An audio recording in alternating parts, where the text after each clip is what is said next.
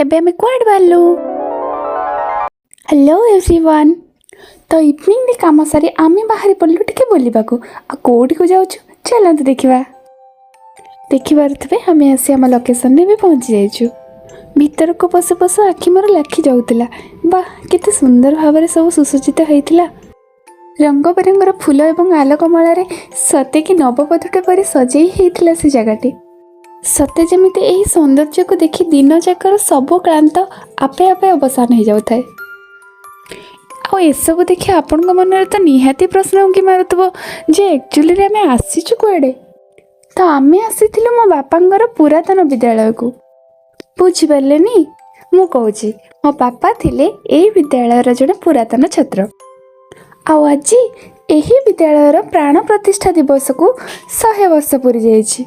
समस्ते अत्यंत आनंद और उल्लासर सहित पालुचंती एही विद्यालयर शतवार्षिकी समारोह। तो मो सेठी पहुँचवा मात्र के प्रथमे चारिपटे बुली आसली। ये होचंती मो पापा, मोर प्राण प्रतिष्ठाता, मोर गर्व एवं गौरव होचंती मो पापा। आ मो गेली जाके तो अजा को नम करुची। आ मो पापा को जो मैंने जानी कमेंट निहाती जणे। तापर आमे टिके टिके समस्ते खाई देइथिलु। एठी भी देखि पारुथबे मो झियो को से निजे खाइबो। आउ एठी हठात देखा हे गले मो धनर दादा माने हजबैंड को फ्रेंड। अच्छा आपण माने जानी पारुचंती तो एटा को स्कूल? जति जानी पारुचंती ताले निहाती कमेंट करंतु। अरे रे रे हठात कोन बाण फुटिला।